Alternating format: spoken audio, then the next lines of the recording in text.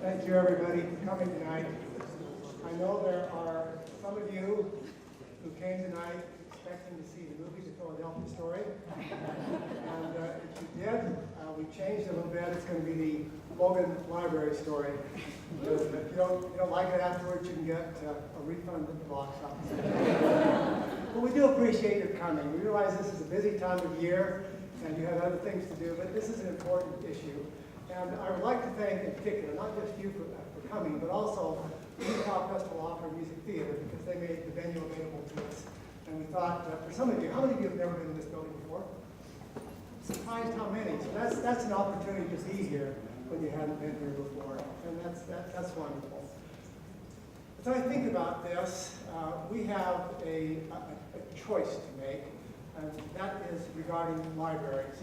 Now, what's supposed to happen at this point is I'm supposed to go like this, and the lights are supposed to go down. So let's see what happens. And we'll move into our presentation. Here come the lights down. Slowly. Yeah.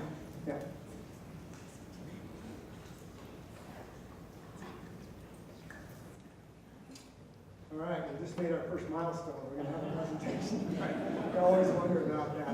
So again, there's a choice that we have to make with regard to libraries, and I've framed this choice in the following way. We can go to the next slide. The choice is, should we build a new library? And the options are either no or yes. And if we decide that the preferred option is no, then we continue with the existing library pretty much as it is for an indefinite period of time. Or alternatively, we remodel the existing library. I'm going to have just a little bit to say about that. On the other hand, if we decide we'd like to build a new library, then in order to make a good choice comparing the as-is or the remodel versus the new, we need to know something about where that new library might go and what it might be like. And that, again, helps us to make that comparative choice. So most of the discussion tonight will focus on providing the additional information about where a new library might go. Now, one of the things I want to emphasize is this is a decision that hasn't been made as to whether or not to build a new library. And it won't be made until the City Council actually appropriates the funding. So we're still very much in the choice stage. But let me talk just a little bit about the choice of continuing with the existing library or remodeling the library. Next slide, okay? Here are some shots of the existing library, and I'd be less than honest if I didn't tell you that we kind of cherry-picked these to show you some of the issues. We struggle with this library. We were down last year for an entire week with the air conditioning out. We had library employees who were working in 95-degree heat. And finally, we just gave up and closed the library for a couple of days. We anticipate that our maintenance costs will increase over time. So we have the option to continue with the existing library, but we do have the reality that the costs are going to increase. With regard to remodeling the existing library, if we go to the next slide. So if that's the choice versus building a new library, some of the things that I think need to be considered are, first of all, what happens in that remodeled library? And a major focus of this presentation tonight is going to be what is a 21st century library? And that 21st century library is going to be quite different than the libraries that we've experienced before. We have right now a library that is, in every sense, an outmoded building. I don't know if you know the history on it, but that building actually goes back to the 1930s. It started as a dance hall, it then became a Sears and Roebuck building, it then became city offices and part library, and then finally it became all library. And it's actually not a single building. As you go down and look at the foundations, there are 6 different buildings that have been kind of aggregated together down there. That building has a number of issues. If we remodel, we can remodel it to upgrade the seismic protection, but probably the upgrade would allow people to get out, but wouldn't necessarily preserve the building except at a much higher cost. We have issues with regard to site, the placement of the building, the footprint where it is, the bearing walls, the low roof levels, the windows and so forth. We have issues with regard to the particular heating and ventilation systems. And we have an issue that's really a pretty critical issue. And before you opt for a remodel, you need to consider this one very carefully, and that's the issue of phasing. Because if we remodel the existing library, then we have 2 choices. One is we We move the existing library someplace else, three choices, I guess. We move it someplace else, we close it down for 2 years, or we try to do it in phases, but that has some implications for cost. Now, one of the crucial issues as we think about remodeling versus new is the cost of renovation versus the cost of new, plus what you end up with to have a renovation.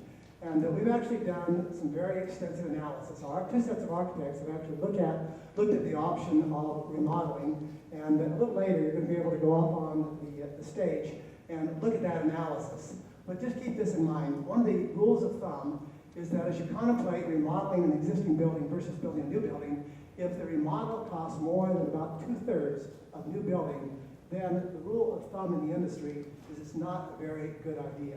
And the reason is because you end up with a building that's less functional because you're constrained by the footprint, but also over time your operating costs increase. And although you look at the huge cost of building a new library, over the lifespan of that building, the initial cost represents maybe 10 to 20% of the operating cost. So that needs to be considered.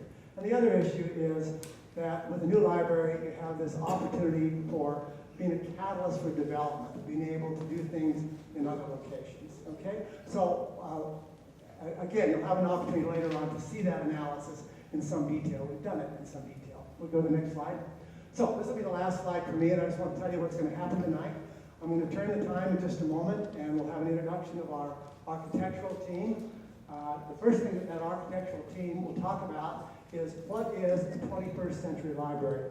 I've had the opportunity over the last year to visit about a dozen newly constructed libraries in Utah and in Colorado, and I have, I think, at least some understanding of how those libraries are different in terms of what they do than what we have.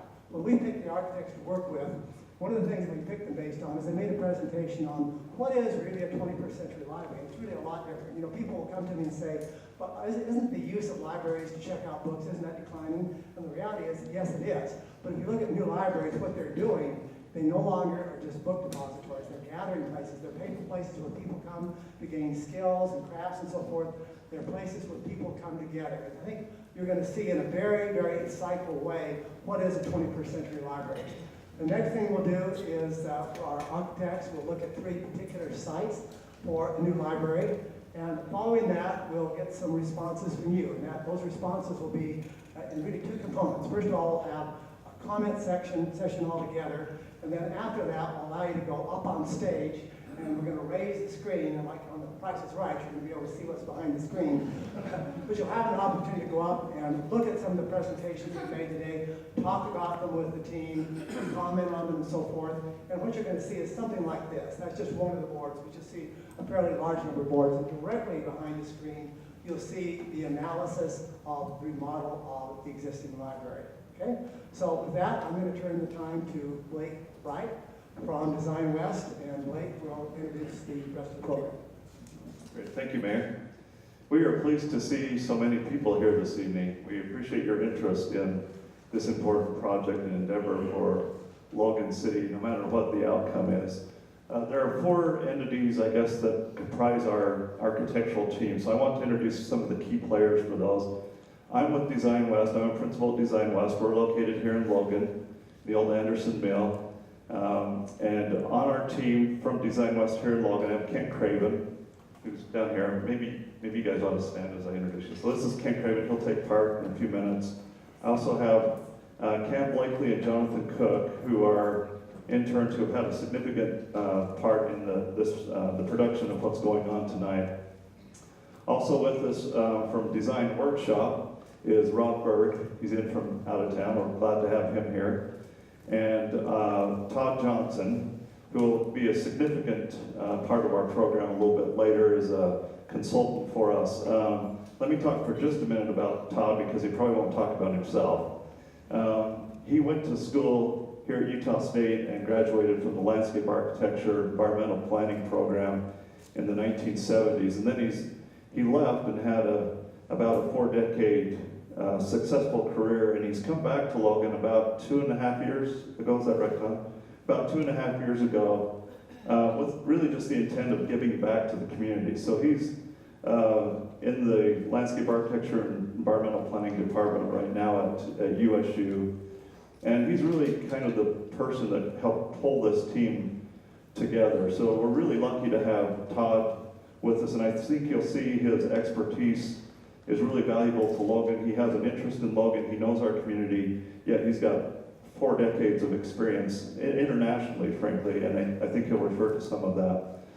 We're really excited to have out of Portland Hacker Architects with us, and we have David Keltner, who is here, and an associate of theirs is Penny Hummel, who is a library programmer, will do needs assessment. We're going to start the programming process tomorrow morning with some of the library folks, and we're excited to do that. And last but not least is Laura Klinger, and she's kind of the library expert, I think, at Hacker, and David's nodding yes. And so we're really excited to have her here. We've kind of got word that she's a major part of the reason our team was successful in winning this project. So we're really happy she could be here. Anyway, with that, I'm going to turn the time now to Laura, and she'll take it from there. All right. Well, I am an architect, but I specialize in library design. And so I often get the question, aren't libraries dead? I mean, with the internet, why would you choose to specialize in libraries? And actually, on the contrary, libraries now are more essential and popular than ever before. But really, to understand that trend, we need to look at what the mayor was saying, how libraries are changing and evolving to meet the new needs of their community and really make communities stronger. And so I've assembled some slides. Some of them are our work that Hacker's done, but some are from around the country, actually around the world, that sort of indicate some of these trends that are happening in 21st century libraries so we can get to an understanding and some excitement around what you can build here. So the first thing, actually back in the first slide, is really libraries are becoming less focused on the books. We still have books, but they become places for people to experience an environment that's welcoming and friendly and interact with information in new and different ways. As technology evolves, the way we interact with information is changing, and so we need the libraries to change with it. And so really vibrant places where you connect to the city beyond and the nature beyond as well, and just welcome people. Next.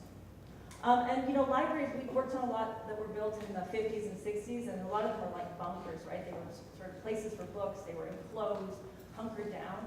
And now we're seeing libraries are much more open and extroverted to their communities. So a lot of glass and light, so you can see in, you can see the action that's going on and the energy that's happening in libraries. As well as the next slide, which, you know, connections back out to the city beyond and to nature beyond, whether it be a park. This was a library we designed in San Francisco that was very urban site, so we had a little courtyard in it, so you could connect to the environment in that way. And bring in beautiful natural light and really have uplifting places to be. Next. And then all the different things, I could have probably 20 slides like this to show all the amazing things libraries are doing around the country, whether it's performance or classes, people getting married. This is a library in Madison, and it's one of the most popular places to have your wedding. And then art shows and other display. Next. And this again is connecting back outdoor spaces for libraries. No longer is it that enclosed space, but reading porches. This is actually on the 4th floor of the library, and it overlooks Mount Hood. And this again is that courtyard, so reading courts and terraces. Next. And then sustainable design, really important, I think, for libraries today. They can be a way that we can educate people on how to build more responsibly. So whether it's, you know, through PV power or green roofs. This was a library we did in San Francisco that it indicates all the different sustainable features, and as people go to that library, they can learn about those features. So next. And then this is a big trend too, is libraries are not only about consuming information, they're now more about creating things. So whether it's low-tech things like we've gone to libraries where they're making soap or doing knitting, or more high-tech things, so libraries, people might not be able to afford really expensive computer programs to edit films or do podcasts, but you could come to your library and get that and learn that, and then that might influence your career down the line. So back to the last one of the quotes actually came through Penny that we heard a library director say is libraries used to be like supermarkets. You go and you get your thing and you leave. and now they're like kitchens. You go and you can make things and experiment and really interact with what's there. Next.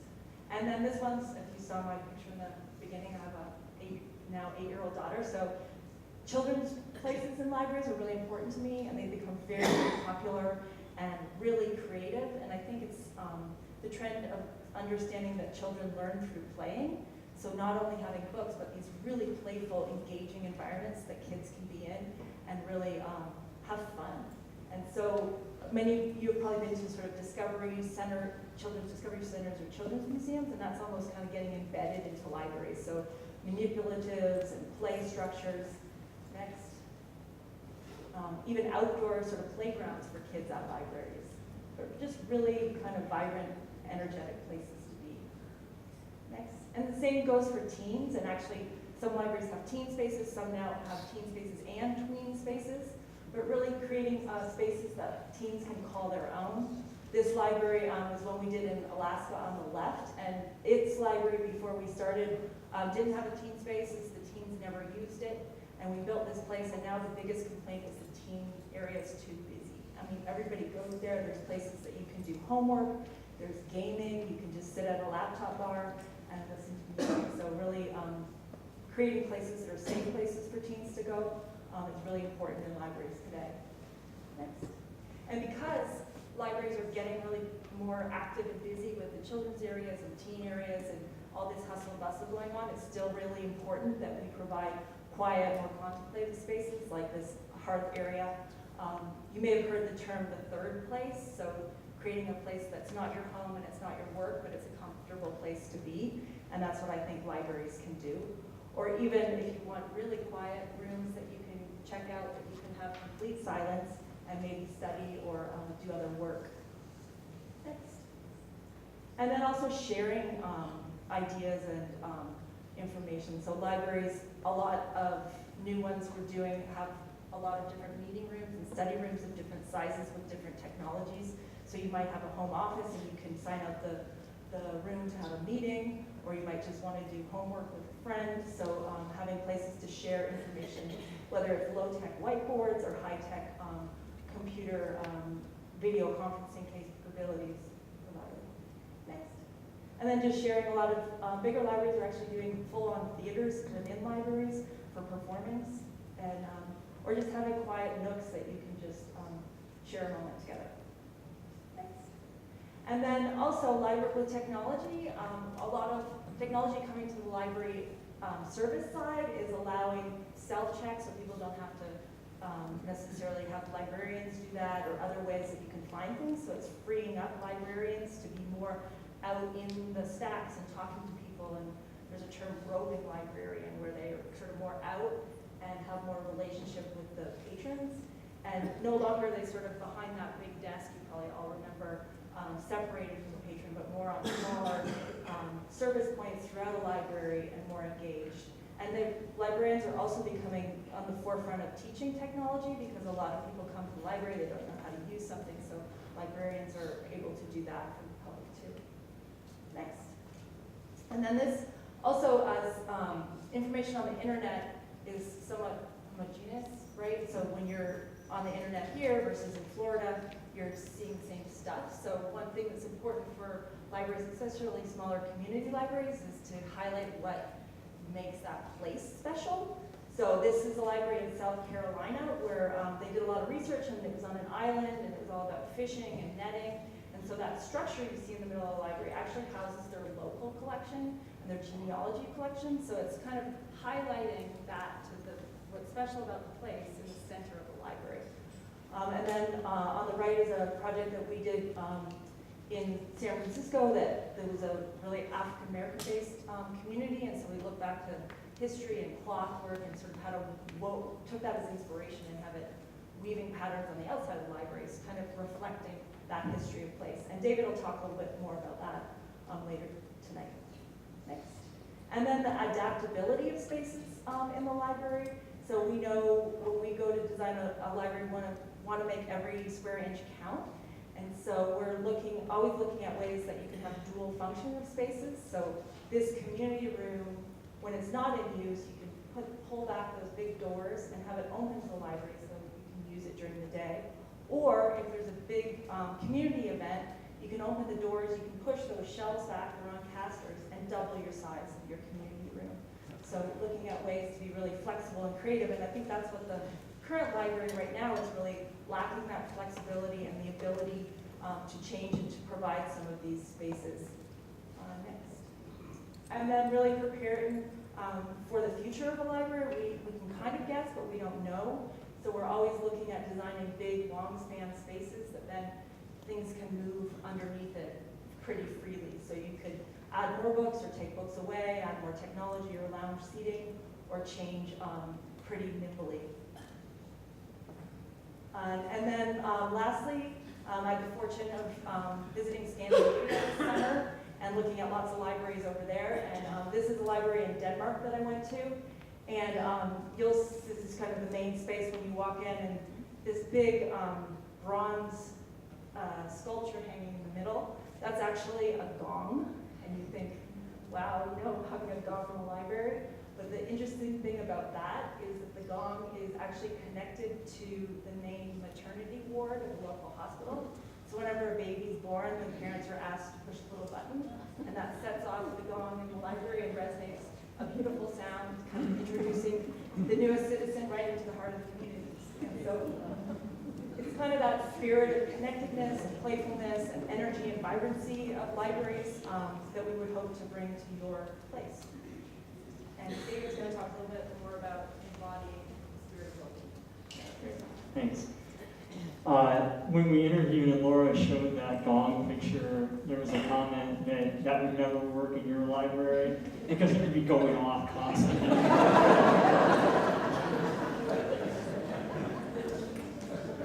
So I think on top of everything Laura just described about what a library can do for you, there is something that I think people don't really understand about libraries, and that is they're one of the few civic buildings that represent an opportunity for you as a community to put into bricks and mortar something that can last for hundreds of years that is about who you are as a community. And it's a place that belongs to everyone. And if you think about it, there aren't that many buildings in cities that really truly belong to absolutely everyone, and libraries are one of those. They're also one of the few buildings that you'll build together as a community where you don't have to go there unless you're in trouble, right? So, huge opportunity, and what we see in that is an opportunity to find an architecture that is about your place, your culture, and your history. These are a few photos. We've done 30 plus public libraries in communities of all sizes. And what's exciting for us is learning who you are and finding a really unique voice for what that is. And you can see there's just a whole variety of ways that that can be embodied.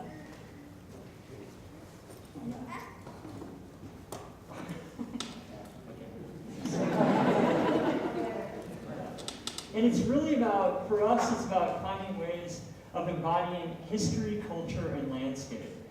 And that's really fun for us because we're coming into communities often that we don't know. And so we have this really unique perspective on it that we learned so much from all of you about what that is and ways to express that. Just for example, you're asking how can architecture do that? This, for example, is a library we did for a ranching community in Central Oregon. And so we actually looked at the agrarian pole barns that are ubiquitous in that part of the country. And we actually took our structural cue from those pole barns to make the inside of that library. Go to the next one. Or also near Portland, there's a town, their motto is the City of Trees. And that's because they were founded as a kind of fruit orchard community. And so we actually made their library, literally made trees out of the structure on the inside to support the roof of that and make the whole environment almost like a fruit orchard. And then there's culture. This is for a church for a group of Unitarians in Central Oregon, and their real value was around connecting to nature and having natural light be a part of their kind of spiritual experience. And so we made architecture that really celebrated that. And then this is for that, that building in the library in San Francisco, really underserved up to that point African-American community that was very interested in having something, a building that kind of harkened back to their roots, their African roots. And so we found a way of making the outside of the building that actually took a cue from the kind of cloth that actually is about storytelling. And then landscape. And here in Logan, that's so powerful. And this is a project in Oregon, again, on the Columbia River, that really took its cue of materials and overall building form from the forms and materials we saw in the landscape. And then you can also do things with buildings that actually, through the way they frame views out into the landscape, create a real connection to significant parts of that landscape story. Also, in terms of landscape, it's not just about the mountains and the forests and all that, but it's also about the urban environment and how you can have spaces.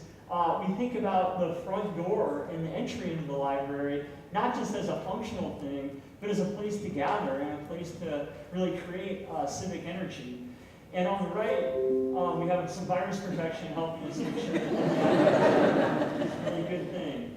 But you can also think about, especially for here, things about connecting indoors and out in a really strong way. So, Logan, we hardly know anything about you, and Blake and his team have been helping us learn a little bit, and we're really excited to start having conversations with you so you can educate us about it. We've seen a few things that are really exciting and intriguing to us. In terms of your history, your urban planning is incredibly unique. You have these giant 600 by 600 foot blocks, and you have incredible structure to how your city is laid out. So we've been asking ourselves, where does a library fit into that urban design? The image on the left is of an old flour mill, which you'll see later is actually, there are ruins of it right on one of the sites that we're considering. And that speaks really to your relationship through history to landscape. And that's a practical one. It's one of use and function. And that's a really unique thing. And then history that goes on long before the city was even here, and the first people were here, and what their relationship was with the land was like. And then your culture, incredibly strong family-based values that are multi-generational. And so thinking about how does a library really make that apparent and really respond to that. Really important tie and appreciation for knowledge, gaining knowledge. The presence of the university here is no accident. Some of the accents you see people having on the Hill, that's more like kind of also another part of your culture, which is not that you're bad skiers or anything, but like that you are really tied and connected in a strong way to the outdoors and the environment, and that's important. And then obviously just an embracing, for the scale of community you are, you actually have a really vibrant arts community, which is really great. And so finding ways to get that to be a part of the library as well. And lastly, I'll end on your landscape. I mean, just the sublime beauty of it, from the Logan River and the canyon. We've got an opportunity, we've been taken up there by the team to kind of understand that. The geologic story of this place is incredible to the west. What happened in this valley, in Cache Valley, had an impact on Portland, Oregon. All of our soil is there because Lake Bonneville, the dam broke and it flooded the entire west. So I don't know if you all know that, but it's an incredible story to us. And that's just an image of like the really interesting story in the land. And then obviously the importance of agriculture to the founding of this community, and it's still a really important part. And again, that kind of working relationship with the land. So those are the things that are really exciting to us right now. We can't wait to learn more about that and bring it into the concept of what you can do with a library in this community. And with that, I'll turn it over to Todd. Thanks, David. Tough act to follow, Laura. The gong slide gets them every time. She's amazing. Little serendipity on putting the team together. David Bell is one of my really good friends, lives in Wellsville and taught up at the school as part of landscape architecture and extension. And we used to get in the habit of going to lunch every day. And David came back and he had on his iPhone, he said, I've just been up to Portland to see Briggs' wife, Sarah Bell, and she works for a firm called Hacker. and they did the coolest project. It had elderly housing over top of the library. So he proudly thrust his iPhone in front of me, and I thought, that's a really cool idea. And as an urban designer, you're always looking for ways in which you can get multiple uses out of things or create more activity so that people engage each other. So about 2 weeks after that, I happened to be walking downtown with the mayor. He wanted some comments about the quality of the downtown and what needs to happen to create a little more impetus, get the downtown higher activity levels. And so he said, what do you think about some different library sites? And so we started talking about that, and I immediately called Sarah Bell, and I said, what would you think about coming to Logan and talking about your library experience? And then we all got busy. And then I got a call from Rob, I don't know, about 4 months ago, and he said the Logan Library RFP's out, and the rest is history. So we have a really awesome firm that is serendipitously connected to this, along with Design West being a leading firm in the city.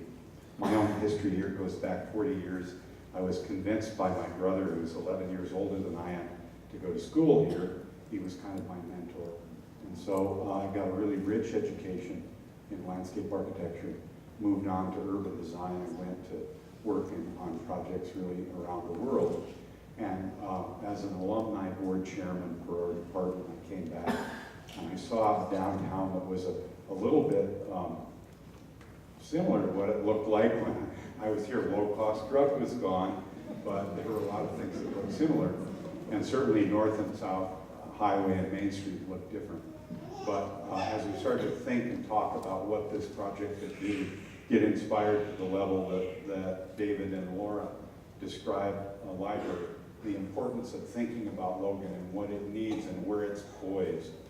David and I had a conversation the other day that said, you know, cities are poised at certain times to do certain things at another level, to move to another level. We did a project in Lincoln, Nebraska, where there's a famous university. And we came into town and we were talking about redoing the downtown and the Main Street. And we asked the president of the university and the mayor, you know, aren't you guys just joining the Big Ten now? Have you ever been to Ann Arbor, Michigan, and seen what kind of relationship there is between the town and the gown? And they said, yeah, we've been there. We're kind of frightened because when students come to the city, they look at the town and they look at the gown. They look at the campus and they look at the downtown. And part of that relationship needs to work at a higher level in our opinion in Logan. And the library and selecting the right site can help catalyze certain things that are already starting to blossom in this city. So there's some nice things happening as the next slide indicates. There's a great Main Street. It's probably got traffic that's moving a little fast and a little too much traffic, but it has some great opportunities. So we look at the opportunity of this library, and it's been framed up only in most general terms to be about a 35,000 to 40,000 square foot building. So as we all know, a single family home's 2,000, 3,000 square feet. So it's 10 houses put together. The design and 30 to 50 parking spaces to accommodate the use of that, maybe expandable in the future. From a site selection point of view, we're looking for amenities or things that are on that block or near that block that make the library more attractive for people to go there and maybe spend even more time. A lot of what Laura was talking about, a lot of what David showed were projects that were, you know, people having weddings at the project. I mean, it's amazing what these places can be. Access and parking needs to be convenient, as we all know, and so we looked at that as a factor. We also looked at the blocks, the development opportunities, and the state of development of the existing block that was immediate to the site in question. And ultimately, what would the character of the library add to that district and the block, and what would the prospects be for improvement of our fair city? The three sites are 300 North, the site uppermost, the Emporium site, and a site called the B1, which sits at First South and First West. All of the sites are in what's called the town center area from a zoning point of view, so they're in a sort of a commercial, governmental, and institutional district. In some cases, they're on the edge of residential districts, but they're in town center, and two of the sites are also within the historic town center, so the historically designated core of the downtown. Interesting thing that when you look at these three sites, and this is kind of a diagram that came out of some of the investigation that we looked into. In 1987, I had the opportunity to work with a man who's Kevin Bacon's father. He was a famous planner. His name's Ed Bacon, and he was famous for designing cities and understanding how cities operated. And so he came to Denver and he said, you know, Denver's a place that might amount to something someday in the modern era, but it needs to really think about itself as having districts. That Denver's downtown has been looked at as this big sort of generic thing for too long. And when you define and identify districts based on the assets of those districts, you have the building blocks of a future urban revitalization. And so our interns actually started plotting the three sites and looking at the uses that surround those contexts, and we'll talk a little bit more about that later, but you start to see that you have in the light blue a governmental kind of district forming around with City Hall and the police and the post office forming around the Third North site. You have clearly a commercial and retail-oriented district that's around the Emporium site, and you have a cultural and educational academic context for the B1 site. Now we're going to look at each of the sites. We're going to look at, I beg and apologize for wanting to do something that I thought would make it clear to you all, and that was to place a very generic building, what we call a massing study on the site. So we take 35,000 square feet and we put it on 2.5 levels, or 2 full levels and then a half of another level, and we apply them to the site with a basic parking strategy just to get a sense of how it might fit. And it's actually a little risky to do that in front of people, because then when the architects come back, they say, yeah, but you showed us this one. And it doesn't end up being quite the same. So that's an outline of the site. This is the context of what's there today. It has it's a rough site, and certainly the addition of this project and this building would upgrade that site. We're going to familiarize you with this by having a 360-degree little survey. So we took a drone and put it up in the air just to make sure we're all on the same page. So we're looking about 150 feet above the 3rd North and Main Street corner. And we're going to pan around to the south, city-owned lot, parking lot for the police station and partly the existing library. City Hall, we have an out parcel right in here, a parcel that's not part of the package, which creates some difficulty for us. And then we've got some beautiful vegetation that's going to have to go away because of our parking. We have high-performing automotive, but probably not going to be there forever. And then we have a solid business on the corner, professional office, and some recent investment in the commercial and pizza place. Busy street, we all know that. So back to the site boundary, what you're going to see is applying 35,000 square feet to that site. Basically, we show in each of the cases how the public would approach the site. So we have a kind of north-facing entry. The library has to project out to that south corner. This is the out parcel. So there's additional parking supply that has to come on this side. So the north entry is a bit of a challenge. Lack of existing amenities, right in and right out only at this intersection. So other access would come up and into the parking supply. About a third to a half of the parking supply can be accommodated here, and then the remainder on this side. You'll see it in a minute. This shows that right in, right out. This is the form of that building. This is the remainder of the site. So traffic accessing from the north would, in all likelihood, right in, right out. If you're coming up from the south, you'd have to improve signalization at these intersections to move up into this lot.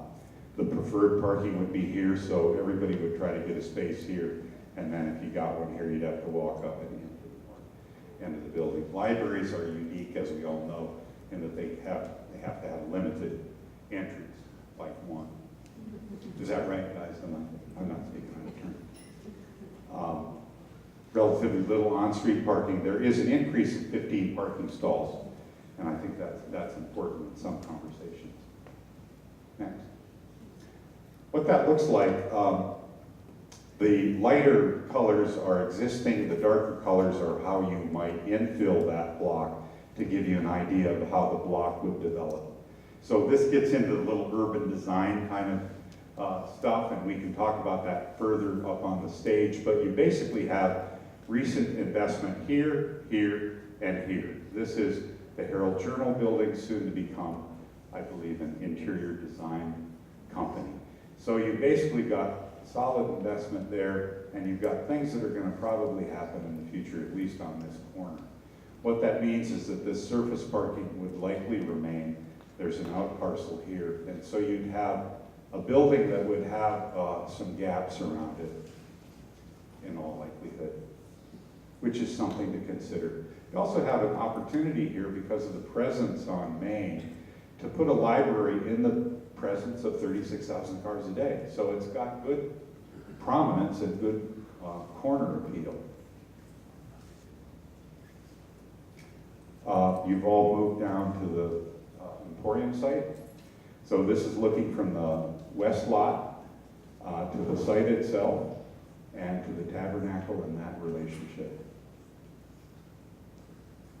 The context of this is historic and likely to remain significantly historic. There would be amenity and historic and experiential value to the relationships of what exists around it.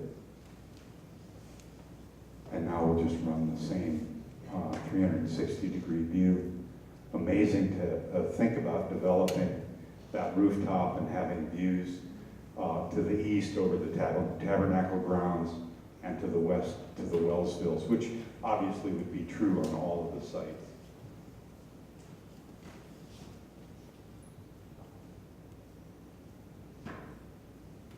Issues here for some are going to be existing parking. This lot is sometimes full.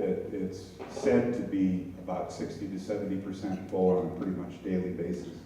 So we'd be adding more parking supply by situating the library here. It's in the midst of existing retail activity, so you're taking some retail potential off the street, but there's a fair bit of, there's some amount of vacancy on the street today on Main Street.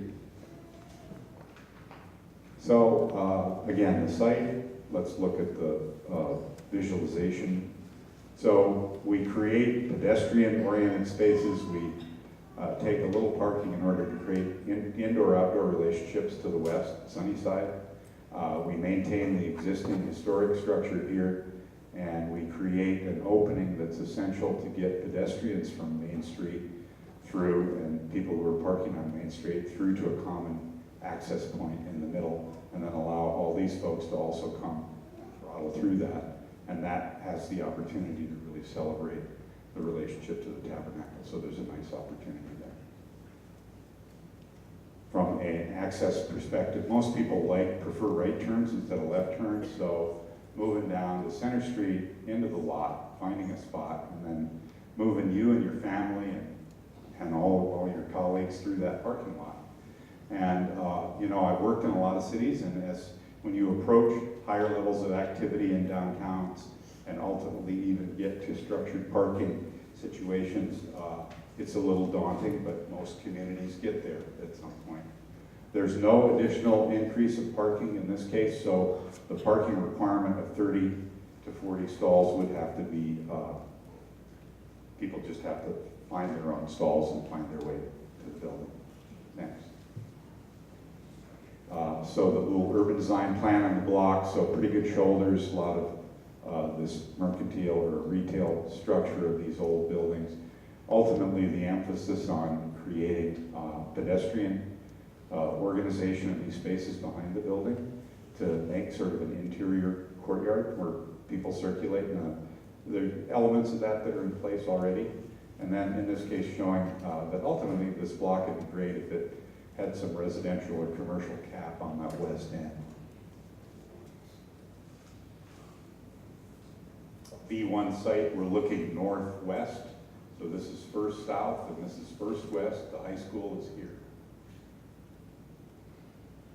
The lot is situated on a couple of levels. There's the historic relics of the old mill site that David showed you an earlier picture of. There's an existing canal and waterfall activity, and then the lower side of that, south of First South, has the real foundations of the mill site, which have been denigrated a bit and would look to restore. So some real opportunities on this site as well. So let's look at that 360. Great views back up from upper levels to the tabernacle and to the canyon, and then really mature vegetation here. The boss site, as most of you know, is here, and we'll show you in the urban design diagram that in the not too distant future is likely to be redeveloped. Some of these we got when there was more smoke in the air, so I apologize for that.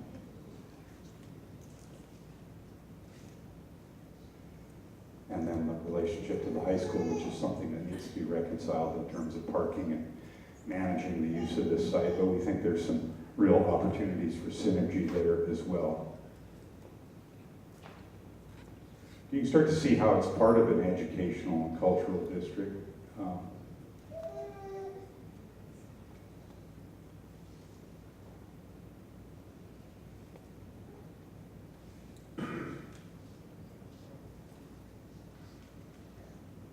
We finished this one with a view of what's down below. Not many of us go down there that often, but it's. I've been working at Design West every day. I go over a bridge next to the water. It's amazing.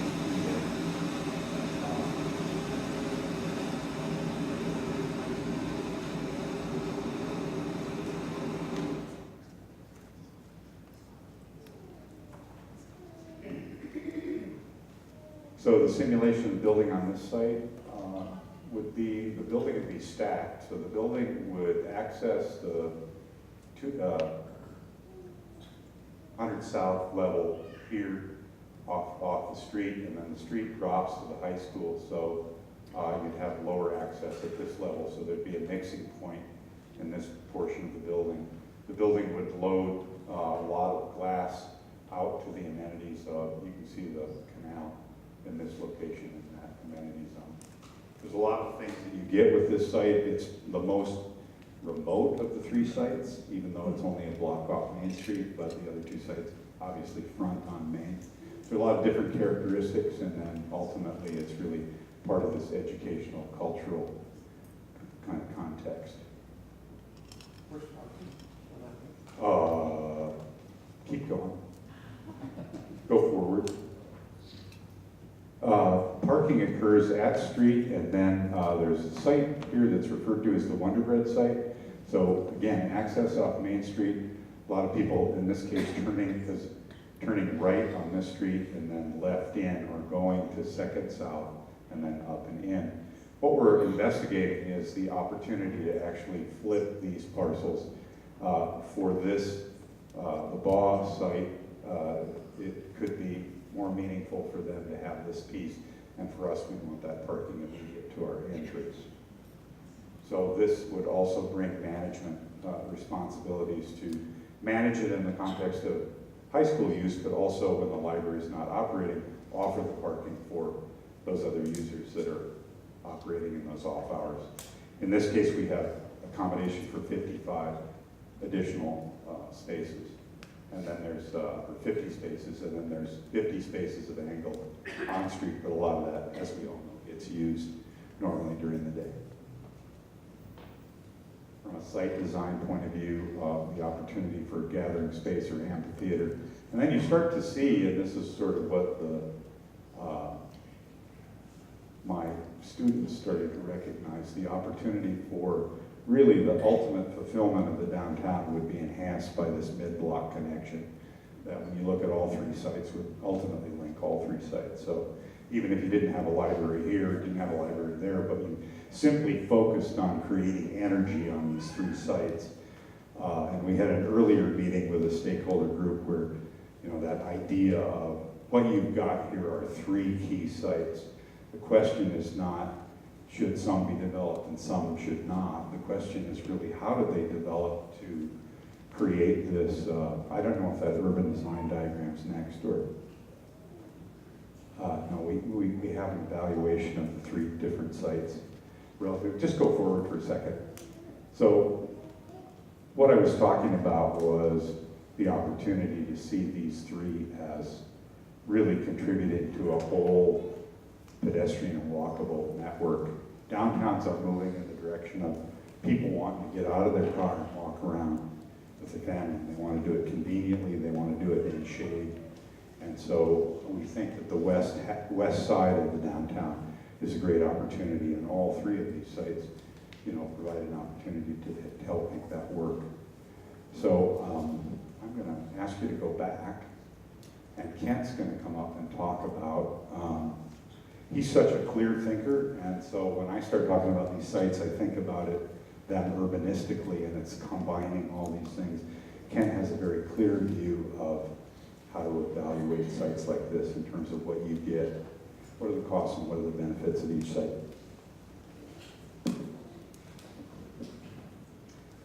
Thank you, Todd. One point of clarification. David, we are all aware of the Bonneville Lake event, and we would like our soil back.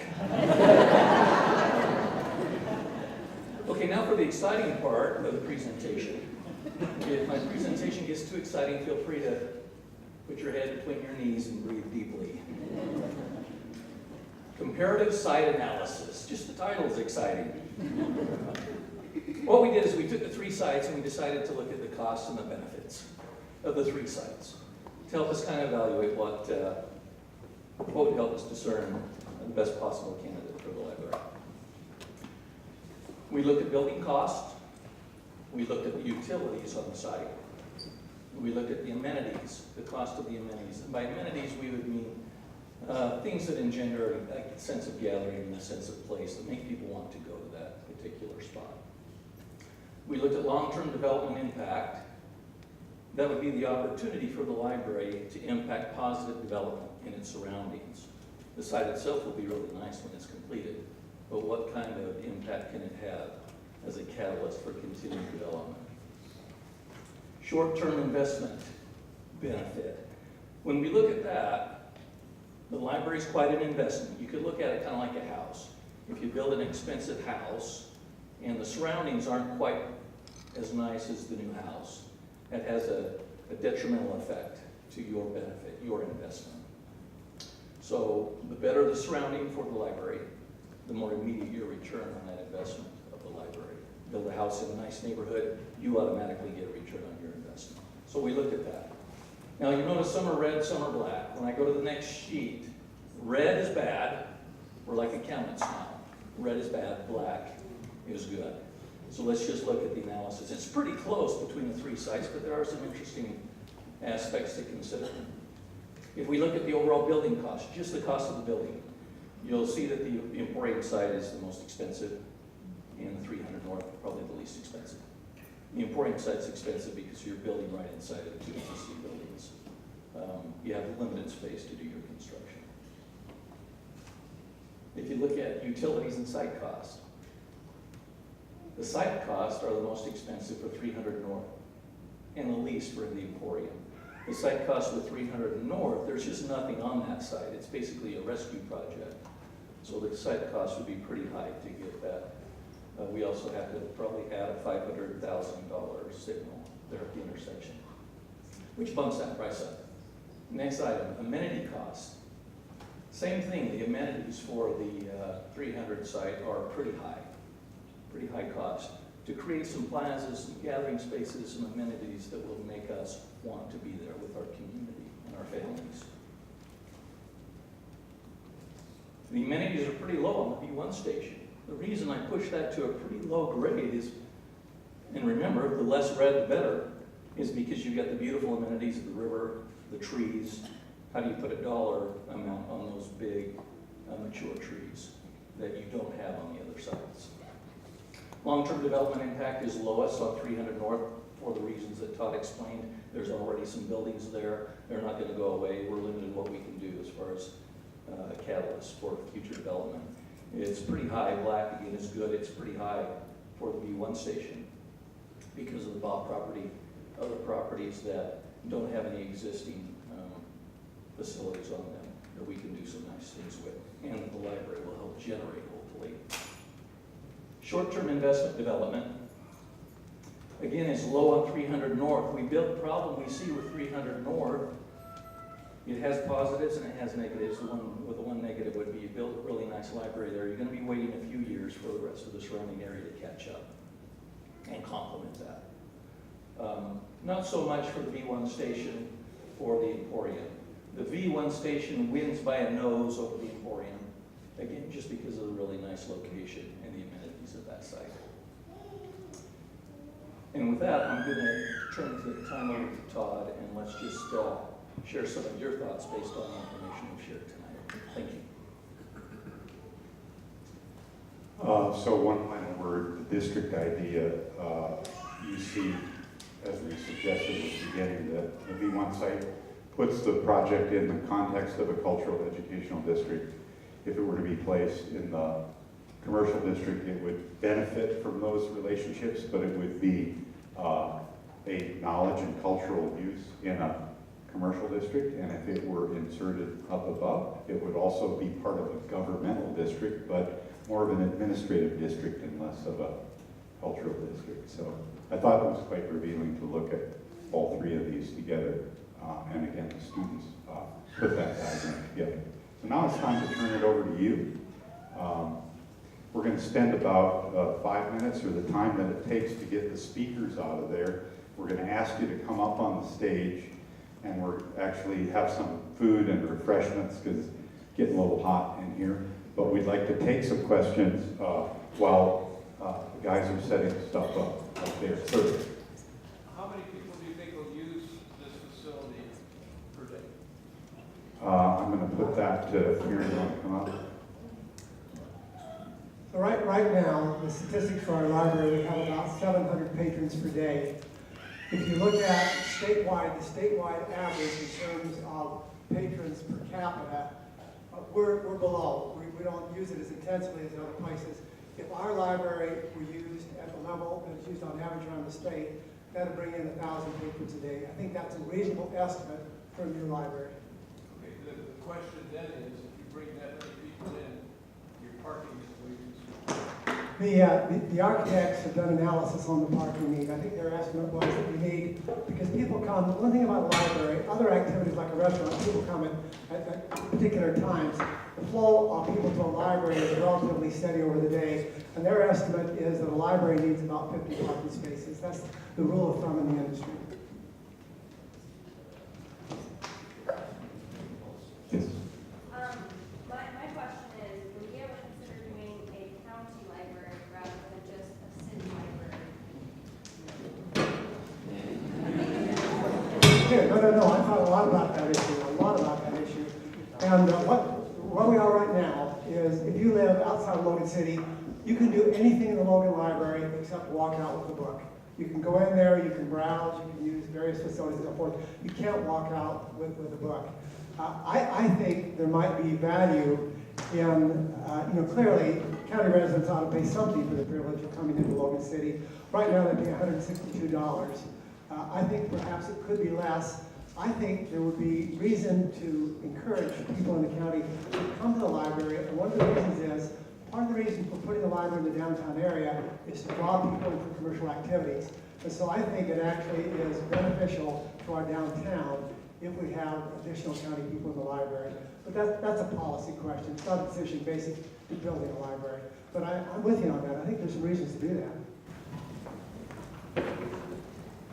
I was wondering on that rocket site, what kind of development should be around it? Do you have the school already there? The question is, on the B1 site, what kind of development should be I guess, across the canal to the south and east. Anywhere in that area? Anywhere in that area. Well, a lot of it's taken up by commercial office across the road, school to the west. So the Ball property is really the candidate for change there.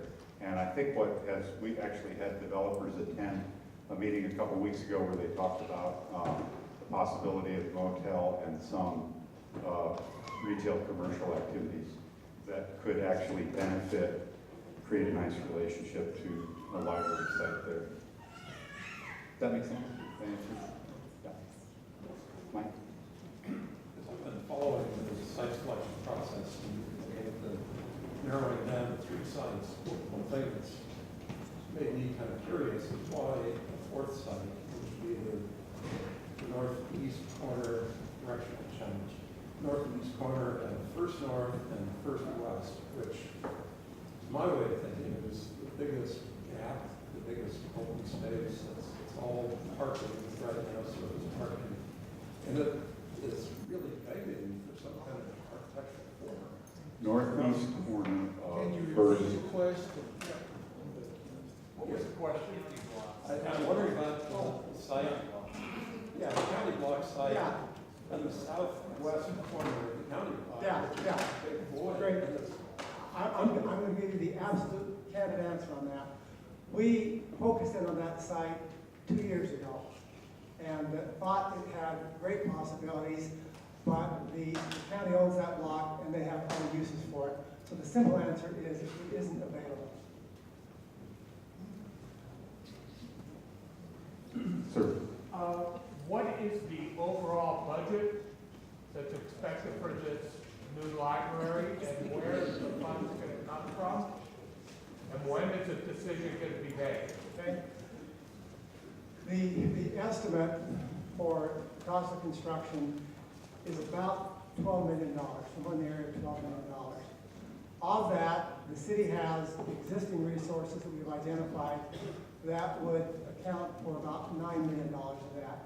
The other $3 million, we would hope we would be able to raise from private sources.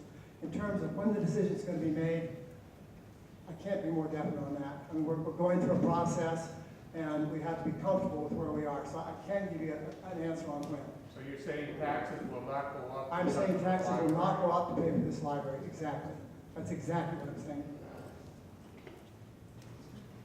I know, he's Right in the middle.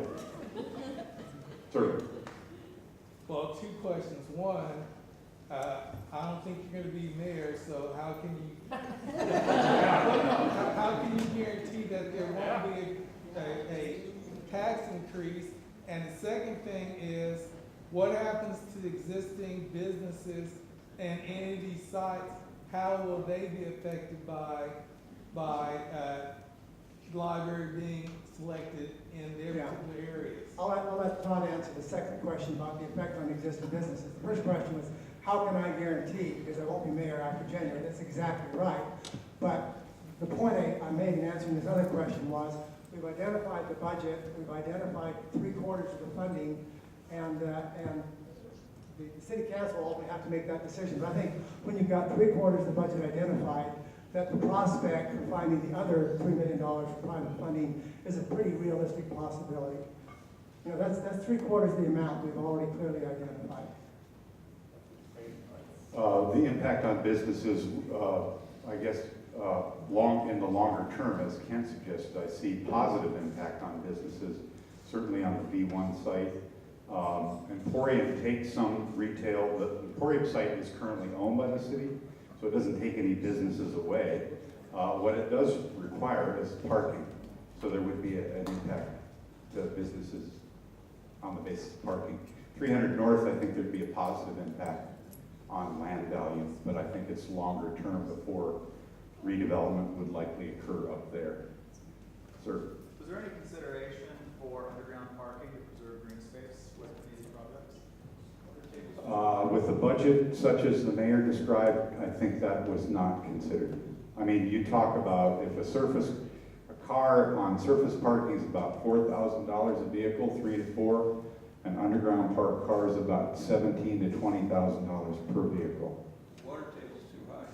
What? Or too high. Way back. The Emporium floods in the basement almost everybody in Yeah. town knows about. And when you have to de-water them, it goes to 35,000. I know this from experience. How are we doing on setting up for, we want to go up on stage and give you a chance to talk with the teams and the designers. So I'm going to take 3 more. Who's got the most urgent? Like, wave your arm like that. This gentleman. Yes, if the B1 station site is chosen, how will this affect the foot traffic between Logan High School and the new library? How will the foot traffic be affected if the B1 station is chosen as a site for the new library between that location and Logan High School as far as the students are concerned? And will this become an issue of safety for the public as well? I think that foot traffic and safety would be enhanced because you take that kind of lower space and you would make improvements down there. You would illuminate it at night and avoid it being a sort of graffiti space. So I think circulation, pedestrian circulation would be enhanced, both at the sidewalk level and the back spaces. Let me just feed off that question. I think the superintendent is here, Frank, and you express issues, views on that, please.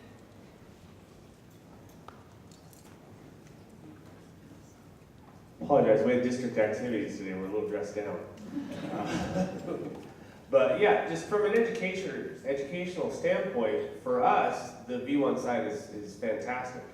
It provides a great educational, cultural connection in that sector of the city, which we've talked about briefly. We have a number of students who do not have, to be perfectly honest, in some cases safe places, in other cases places that are conducive to doing homework, educational activities, etc. after school hours.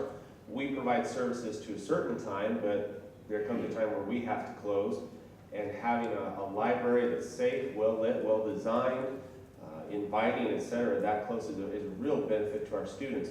We have parents in our community who feel much more comfortable going to a community center for activities than they do sometimes coming to the school. So that provides a site for us to do effective parent outreach and build more of those connections with our parent community.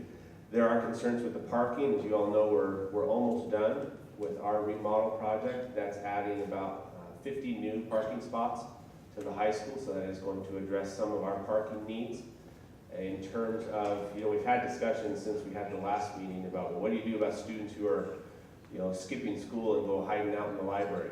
Well, it's going to be pretty obvious that they're not supposed to be in the library at that time, and we're right next door, so we can help address that. We feel that this really, as you look at this sector of Logan and the chance to put something on that property that, to be honest, gets rid of an extremely ugly corner right now. And we have a beautiful high school that's going in across the street from it. We have the chance to put something in there that really can turn that into a beautiful intersection. And yeah, we could look at townhouses or some commercial development, or we could put really a gem of a library that reflects the values of the community, the interests of Logan, the history of Logan, and have it reinforce that idea of the cultural, artistic, and educational sector of our city. So from an educational standpoint, from the school district standpoint, that's our perspective on the V1 site. Way back. What happens if, for instance, the B1 property is chosen? What happens with the Emporium? Is there a plan to make sure that that doesn't continue to be a drain on city resources? Great question. It's a question that's been asked from an urban design point of view. I think we kind of regard all 3 of those sites as being really important to the future of the city, so it's a great question. I won't sugarcoat the answer. The Emporium's been a difficult issue, not just since the city owned it, but forever. Even during the time when the copper mill was there, the other spaces in the Emporium were dramatically underutilized. And since the Emporium left, in fact, I was talking to the owner of the White House. I think you're aware that on Main Street, the White House is going out. I asked her, when did your profitability change? She said it's when the copper mill left. So we'll continue to look for, if that's not chosen as a site for the library, we'll continue to look for commercial opportunities for the Emporium. It's not going to be easy because the building is intrinsically kind of a white elephant. but we'll continue to do that, we'll continue to pursue that. That's the most candid, honest answer that I can give. I want to take one more and then invite you all up to the top, so the red shirt in the back. I like the whole idea of V1, but there's another reason why is traffic considerations. The heaviest traffic spot in Cache Valley is probably 400 north of Main. That's closest to 300. It's only going to get busier, and I'm concerned about the safety and traffic and all that. And even the Emporium site, because it's on Main Street, maybe that's still a high traffic area where V1, from a traffic safety, have you looked at that? You're saying that you think V1 is not safe? No, V1 It is safe. I think V1 is the most kind of easy to get to, I would say. Yeah. I see now and in the future, I mean, that 300 site is Yeah. too close to 400, that's the main traffic. Yeah. Well, it's like Kent said, you have to spend $400,000 or $500,000 on that intersection at 3rd North in order to allow dedicated left turns to get to that other parking lot that wraps around. So why don't we all, This woman has had her arm. I'm sorry. I was,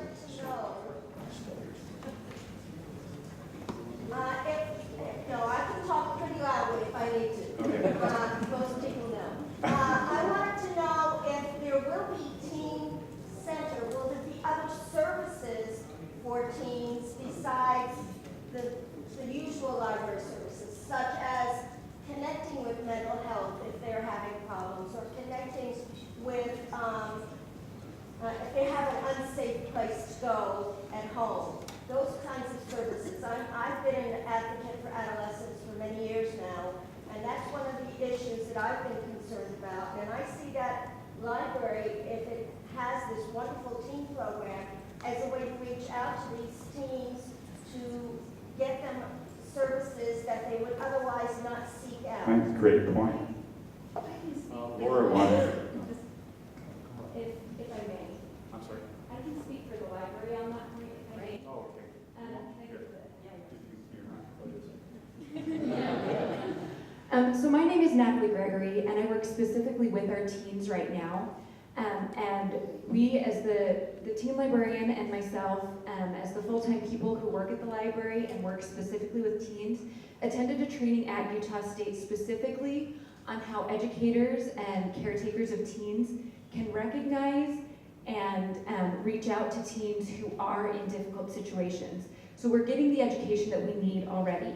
And we are trying very hard to create a safe space for any teenager to come into. Where we're located currently, it's really difficult because the teen space that we have is practically hidden. A lot of people don't even know that it's there until they have to find a book in the teen section. And we have weekly activities that are open to teens. It's, 3 hours almost that we spend with teens. We're building relationships so that they at least have one positive relationship with a healthy, stable adult. And so we're working on reaching out to teens specifically. And we have resources on mental health. We have resources on teen pregnancy, on depression, on bipolar, on things that are important to them that they can't necessarily bring up to their parents. We make excuses to bring it up in Teen Tuesday, so that they know that this is a space they can talk about that they have somebody that they can ask questions to, and they can do it quietly before Teen Tuesday. We'll stay after and talk to them after Teen Tuesday. We're at the library all the time, so they're welcome to come and find us, to ask for us specifically. Most of them have our business cards. Several of them have my personal cell phone number. So we're really trying to address that already in our services, and I hope that a new library just helps build that space so that it's not hidden. Thanks so much. I think that's a good time to segue us up to the stage and ask specific questions. Also, did you have any further answers? No, but I had a logistic comment to make, okay? So what you'll see immediately behind the screen is a couple of boards that will show the analysis about the remodel. The boards further back will be very, very similar to what you saw during the presentation. But the comment I want to make is, this is not a stairway, okay? So don't come down this way. This is a 4-foot drop off, so stay away from it. Okay? We don't want anybody to get hurt, okay? So we'll invite you to come up and talk with the team and ask questions and make suggestions. And thank you so much for coming tonight.